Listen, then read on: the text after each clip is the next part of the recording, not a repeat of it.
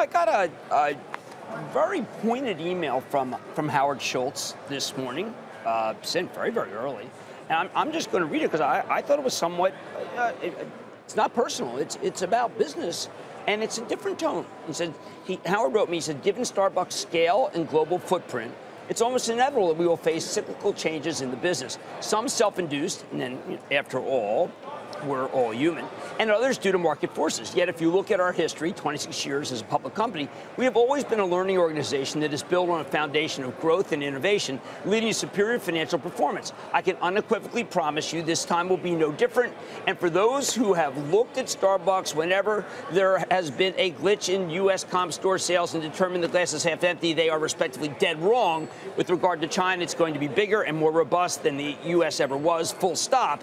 And then I thought this was probably the most telling paragraph. You write, the stock, which in almost 40 years I have rarely commented on, is cheap and undervalued. Kevin with Roz and our leadership team will lead us to the promised land. We have built a great enduring company, and as my mother was so fond of saying, this too shall pass.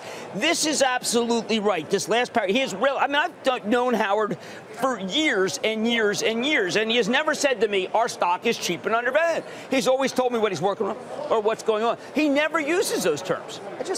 I have a question on messaging, which is he's chairman of the company for another few days, and then he just becomes a large shareholder. Yeah. And does he overshadow Johnson even now with this kind of a statement? And is that what you want? I think that does it matter? The stock has dropped dramatically. I think he has a good historical presence. I know I'm meeting with Kevin soon to try to get it in better. I don't want to say clear the air, because some people felt that the interview was more of not that much of a free pass that you and I had.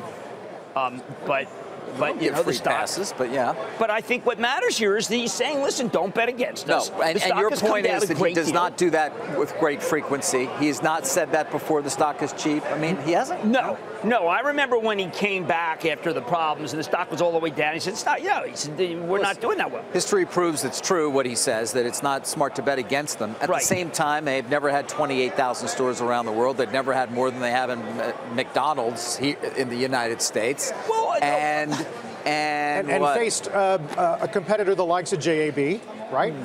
Who's assembled rivalry at scale. Yeah. Well, look. Let me back up. I got it this morning, and I thought it was curious and worth sharing with our viewers. As opposed to saying, 2.7% yield with a 22 price earnings multiple, it still seems too high versus the rest of the group or whatever.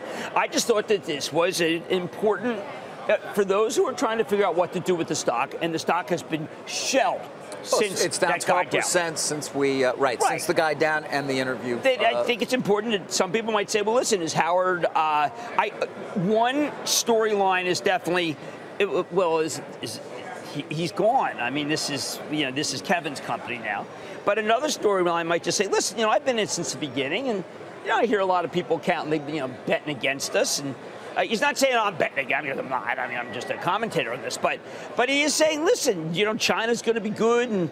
And we've had moments that have been, you're looking at me like I'm just from planet Xenon. I am not. No, I'm trying to think through just some of the implications in terms of whether or not, if you're Kevin Johnson, you encourage this because it is another strong voice, it can be helpful, or whether in some ways it's still getting in the way of your message. By the way, this is not necessarily even central to what you're talking about here. That's what I've been thinking about. And I think that was, when I got it. Sometimes to think about the communication strategy around these things. I can't help it. It's not like you said that Kevin's not here. I mean, he's Kevin, our leadership team. But I just thought it was important to point out that here's a guy from the beginning who is saying to me something highly unusual. Okay. It is cheap and that's the takeaway. Question then. Cheap and undervalued. Bigger question. Okay. Everything you know and what you've heard from Mr. Schultz, and with the 12% decline in the stock price, and with our no-pass interview given to Mr. Johnson the other day, do you buy Starbucks right here? I don't particularly like this segment of the economy. I was going to say, you're not really playing in this at all. I don't. And I think that the stock would be down regardless.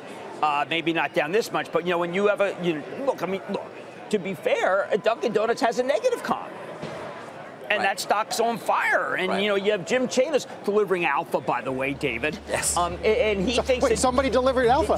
Yeah, there's huge alpha the wrong way, but it's alpha. Alpha's it's alpha. like, yeah, it's alpha. By the way, alpha is alpha. As we pointed out, typically that's been the better bet to go the other way with those. Some of the those. Macy's is they had that 2-for-1 split. One of the no, greatest. it got cut in half. Actually, it got cut by 3/4. No, it was actually 5.6. But what matters here to me, and I'm passing it on, is because I got it. Yeah. I wanted to pass it on to people. Do I say now's the chance to run in? I say, listen, I wouldn't bet against Starbucks down here either. They got a good team. It's a good product. Is my triple venti cappuccino with skim wet? Have I turned on it? I don't know. I mean, it used to be 5, and then you could put the 6 down there. Do you wish they would get less political as a brand? Oh, do I think it'll be less political? Do you wish they would be less political? In my Twitter feed, I keep hearing that. I've never heard someone say, you know what, I'm switching to Dunkin' Donuts because they're political. I have heard a lot of people switch from Dunkin' Donuts because they use styrofoam, but you have. Oh, yeah. Oh, definitely. Really? Yeah. You said, listen, but a lot of companies, look at this week, airlines on immigration, right? Companies, they can't avoid some of this stuff. No, you're just right. in their view. You're right. Look, I just thought it was quizzical, needed to be shared, and that people would love to know what Howard's thinking is. But David's right, too. Is it Howard's time to say that? Move on. Hey there, thanks for checking out CNBC on YouTube. Be sure to subscribe to stay up to date on all of the day's biggest stories. You can also click on any of the videos around me to watch the latest from CNBC. Thanks for watching.